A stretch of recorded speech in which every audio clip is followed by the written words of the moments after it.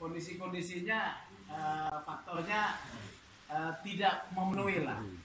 Yang kedua, kalau bentuk negara ini dirubah melalui satu proses yang konstitusional di MPR, ya, itu pun saya rasa sulit.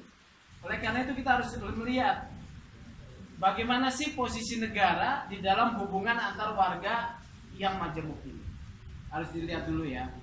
Konsep bangsa Indonesia, mohon maaf nih Pak Laksamana, saya bicara politik tata negara ini. Konsep bangsa Indonesia itu bukan konsep berdasarkan antropologi. Yang namanya konsep berdasarkan antropologi itu bangsa Polinesia. Mana tuh bangsa Polinesia tuh? Asia Pasifik yang kulitnya agak-agak gelap. Ini bangsa Polinesia. Kemudian dalam konteks bangsa antropologis juga bangsa Melayu. Ya, bangsa Melayu ini kita nih. Ya, kita ini bangsa Melayu. Terusnya ada bangsa lagi, kalau Eropa apa itu? Kaukasia. Bangsa Kaukasia itu Eropa.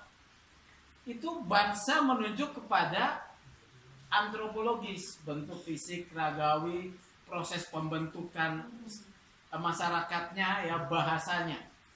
Bangsa Indonesia itu tidak ada dalam konsep antropologis. Bangsa Indonesia itu adalah konsepsi politik, ya, konsep politik yang dibikin oleh pendiri negara ini. Karena ketika proklamasi 17 Agustus 1945, kemudian disahkannya Undang-Undang Dasar 1945 tanggal 18 Agustus 1945 yang didahului dengan satu proses penyusunan oleh BPUPKI, Badan Persiapan Usaha Kemerdekaan Indonesia, penyusunan tentang Undang-Undang Dasar. Yang dipikirkan itu bangsa Indonesia itu meliputi apa sih? Ya. Nah, makanya ini konsep politik. Bangsa Indonesia konsep politik. Dalam konsep politik itu salah satunya adalah bangsa Indonesia ini beragam-ragam. Ya, beragam-ragam.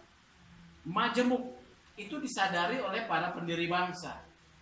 Di dalam kemajemukan itu makanya perlu dicari satu ideologi atau satu pandangan dasar yang supaya bisa kita ini berjalan bersama, Pancasila.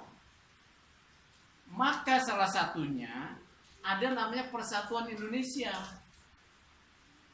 Karena disadari kita ini bangsa majemuk, bangsa Indonesia konsep politik yang terdiri dari yang majemuk, maka harus ada satu prinsip persatuan Indonesia. Di dalam prinsip persatuan Indonesia, ini salah satu aspeknya tuh. Yang paling kecil atau minoritas sekalipun harus dilindungi. Ini prinsipnya, ya. Jadi di dalam konsep persatuan Indonesia dengan sejarah yang sejarah pembentukan, maka yang minoritas yang paling kecil pun harus dilindungi. Apakah ada yang namanya keistimewaan? Oh, ada. Keistimewaan ada. Untuk kelompok-kelompok yang mayoritas itu keistimewaannya ada. Misalnya keistimewaan untuk pemeluk agama Islam berapa persen nih? 80 sampai 90% lah, akuilah gitu ya. 80 sampai 90%. Ada keistimewaannya dalam hal apa? Hanya anggaran, jangan salah. Pengalokasian anggaran dia diistimewakan. Tetapi dalam sudut pandang hak sipil dan politik tidak. Maka di dalam konstitusi, ya, dalam konstitusi kita itu semua orang bersamaan kedudukannya di depan hukum, gitu ya. Ya, sama nih, sipil politiknya tidak. Dia bisa seorang yang beragama non muslim bisa menjadi seorang gubernur, ya. Presiden saja yang tidak boleh, ya. Presiden kan masih. Presiden Indonesia beragama Islam. Itu di konstitusi masih itu, ya. Tapi itu disepakati memang. disepakati oleh konstitusi, tidak ada masalah. Jadi dalam persatuan itu ada yang namanya keistimewaan, tapi dalam hal anggaran, perlindungan sipil dan politik tetap sama. Oleh karena itu yang majemuk ini, itulah cara pandang pendiri negara kita, ya, di dalam konstitusi. Makanya pilihan bentuk kita adalah Negara Kesatuan Republik Indonesia. Negara kesatuan karena ingin merangkum banyak yang berbeda-beda. Dalam hal ini mau ditegaskan posisi negara melindungi kemajemukan. Semangatnya dulu nih. Negara 17 Agustus kita melindungi kemajemukan apapun itu. Ya. Ya, posisi negara kita. Nah, kemudian ada kata republik. Republik itu dari kata res publik. Penyelenggaraan kepentingan umum. Umum itu apa? Ya yang majemuk ini. Jangan salah. Jadi kalau ada penyelenggaraan negara berdasarkan peraturan perundang-undangan atau konstitusi yang kemudian mengesampingkan, melanggar, kemudian tidak mengakomodasi hak kelompok minoritas sekalipun, itu bertentangan dengan konstitusi.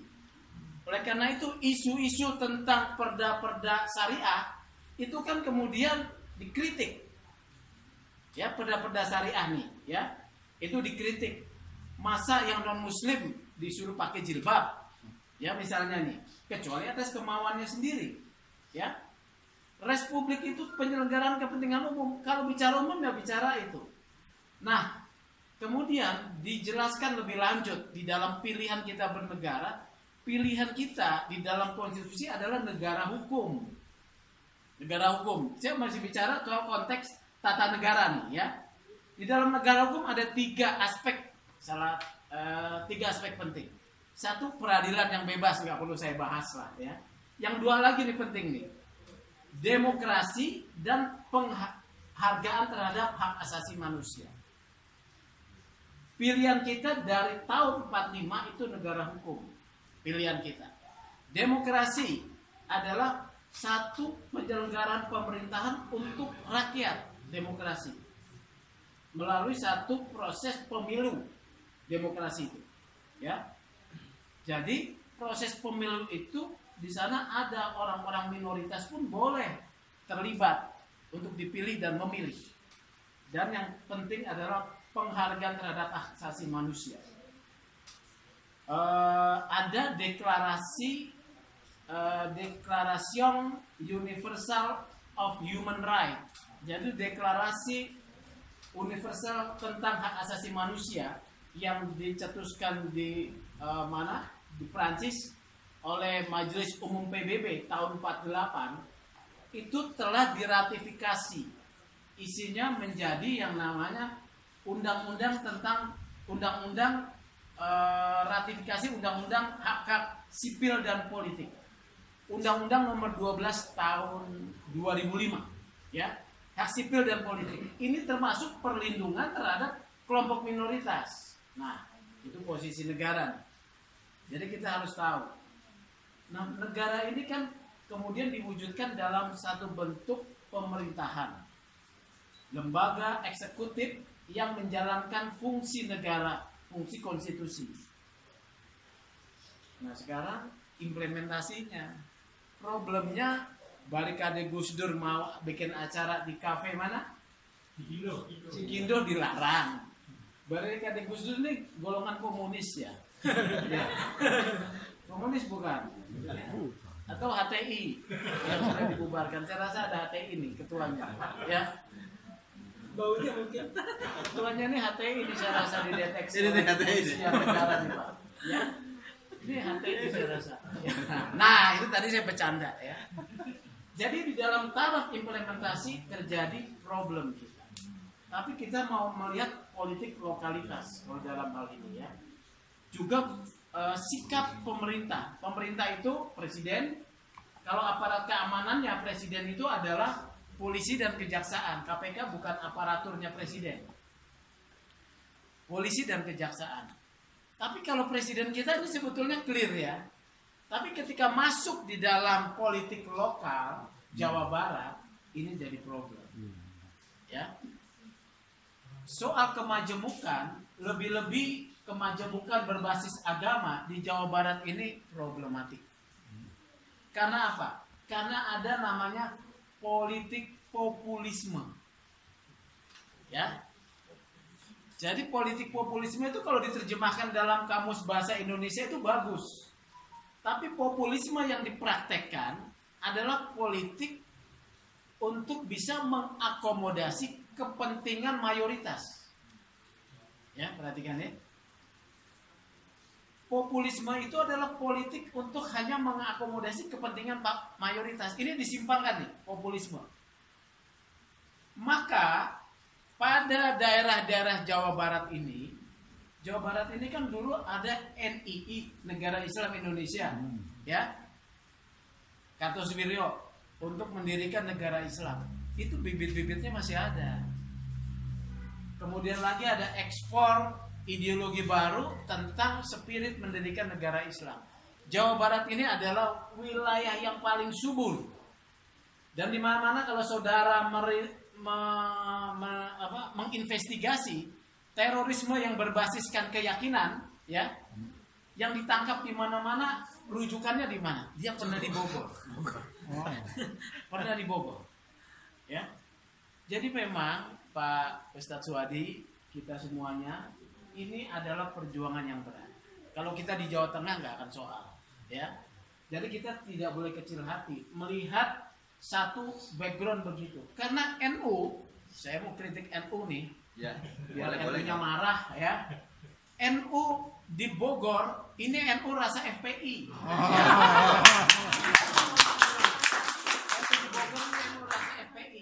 Karena dalam pertarungan memperebutkan posisi PCNU, saya tahu. Ya, sehingga dari PBNU mendrop orang untuk duduk di sekjen. Ini NU kultural, tapi katanya ya, ketuanya itu NU rasa FPI. Betul nggak? Nah, ada mengiyakannya. Jadi situasinya memang begitu. Ada 40 PCNU, tapi katanya juga ini juga rasa FPI-nya lebih banyak. Oleh karena itu teman-teman semua, ya, kita harus melihat ini sebagai konteks perjuangan kita. Ya, posisi negara sudah clear, tapi posisi pemerintahan yang harus kita selalu mencermati, apalagi sistem pemerintahan lokal, ya. Karena misalnya bupati ini ya didukung oleh kadrun, sehingga dia menerbitkan yang namanya surat edaran larangan kegiatan jemaah Ahmadiyah, ya, bupati. Wali Kota Bogor 2015 mengeluarkan surat himbauan pelarangan perayaan Asyura buat kaum saudara-saudara Syiah. Ini kan saya lawan dua-duanya ini. Jadi kemudian di mana posisi polisi sebetulnya, ya? Polisi rupanya itu main aman, ya. Itu main aman. Oleh karena ini polisi itu main aman begini. Polisi begitu tahu ada potensi yang namanya pergesekan horizontal, maka fungsi intelijennya akan jalan. Pada tahap pertama, kalau ada potensi gesekan horizontal, dia akan menghubungi kelompok-kelompok supaya tidak bertemu.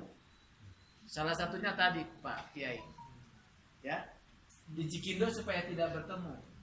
Karena kalau terjadi pergesekan horizontal, terjadi pergesekan horizontal. Yang ketiga yang dikhawatirin, dia repot, ya, dia akan diminta laporan ke sana ke sini oleh atasannya, perkembangan. Karena kalau terjadi konflik horizontal, terjadi gesekan, ada misalnya korban, maka pimpinan setempat akan kena sanksi. Ya, ini cara pandangnya polisi nih. Oleh karena itu, saudara-saudara, kita harus dalam implementasi menerapkan yang namanya kemajemukan ini, kita harus tahu backgroundnya seperti tadi, ya. Ya, harus dirumuskan langkah-langkah yang tepat di dalam bekerja ini. wilayah Jawa Barat khususnya Bogor berat, ya. Pendidikan masih rendah. Ketika ada kiai ustadz yang kemudian menarik, ya, dengan agitasi-agitasinya, mereka gampang dipengaruhi. Jadi kita harus bekerja infiltrasi terhadap konsep keagamaannya. Barikade Gus Dur sudah bagus. Oleh karena itu perbanyak pengajian, ya, pengajian majelis-majelis taklim yang diisi dengan itu prinsip-prinsip NU dan Gus Dur. Kita sudah kalah jauh. Di Iwul sini ada kelompok Wahabi, dia mempunyai bangunan bagus tuh. Ya, ada pesantren, pondok ini. Karena saya memantau nih, ya.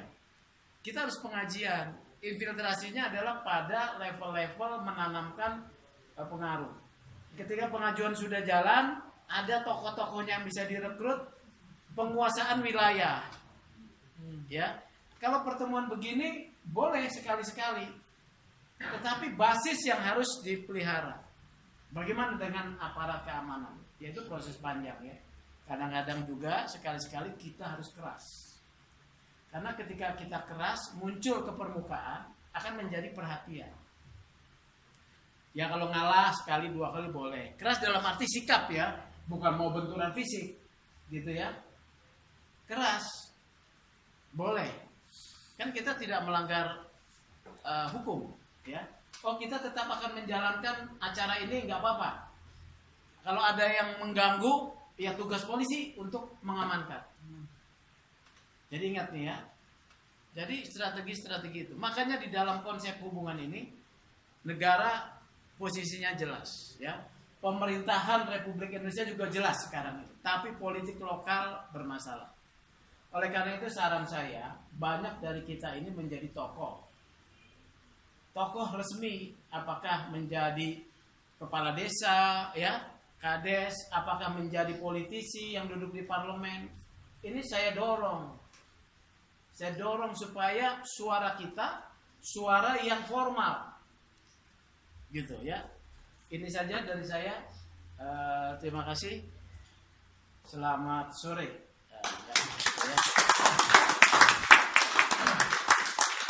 Ya, terima kasih kepada Pak Sugeng. Oke, teman-teman semuanya, kita buka diskusi kita pada saat ini. Mungkin ada beberapa teman-teman yang ingin bicara ataupun ingin bertanya, kami persilahkan dari teman-teman.